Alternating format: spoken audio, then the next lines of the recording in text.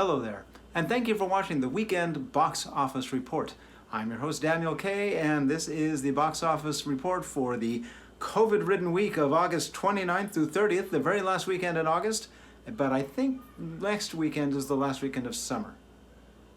So, 3 new movies in the top 10 this week. The top 10 is less than half of the whole number of movies released. That's great, because there are 22 movies on the chart. The number 1 movie is actually number 1 also. It's brand new. Okay, let's get to that, shall we?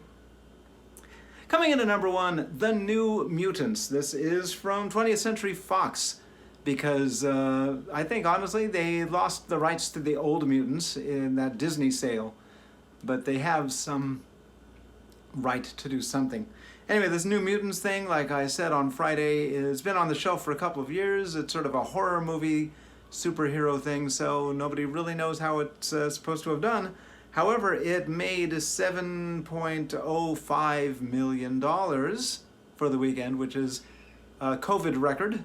That's $2,917 per screen, which is great, right? Sure, of course it is. I mean, look at what you're up against. So, New Mutants. And, by the way, that is not estimated, that's a real figure. Coming in at number 2, Unhinged still, but coming in at number 3, Bill and Ted Face the Music from United Artists Releasing, because I guess Orion is no longer a thing. Bill and Ted, you know those two guys, that made $1.125 million, or 1,100 and change per screen. But, you know, considering that the franchise has been dead and buried for a long time, I'd say they're doing just fine. Coming in at number 4, The Personal History of David Copperfield. From Fox Searchlight Pictures, and it's written by the guy who is responsible for Veep and a bunch of other stuff. He's had a long and pretty good career.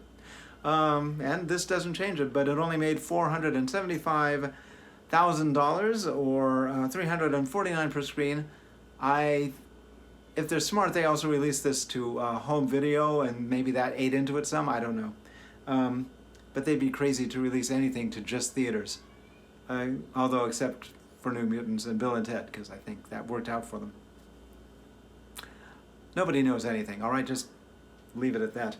Okay, so that's the top 10. Coming in at number 13 is a new movie called Centigrade. It's from IFC Films, and it made $6,480 on 28 screens, or $231 per screen. Coming in at number 19, Greater, 2020 re-release. It's from Hammond Entertainment, and I don't know how this is a re-release because I don't recall ever seeing it before. Greater made $527 nationally, but it's only on one screen, so, you know, that means it did better than Centigrade. If it were called Centipede, I would watch it. If I get this written and up on a screen by next week, I could have the number 1 movie for a day. I have to rent the screen, buy all the seats. Actually, no, now that The New Mutants is out, that strategy's over for a while. Next week, by the way, you got Tenet coming out, so everybody hopes that's going to be big. And it's going to be big certainly in other countries, like England, where Tom Cruise has already seen it. But I've talked about that already. All right, that's it. That is your weekend box office report. For God's sake, don't go to the movies right now. Thank you for watching, and we'll see you again next week.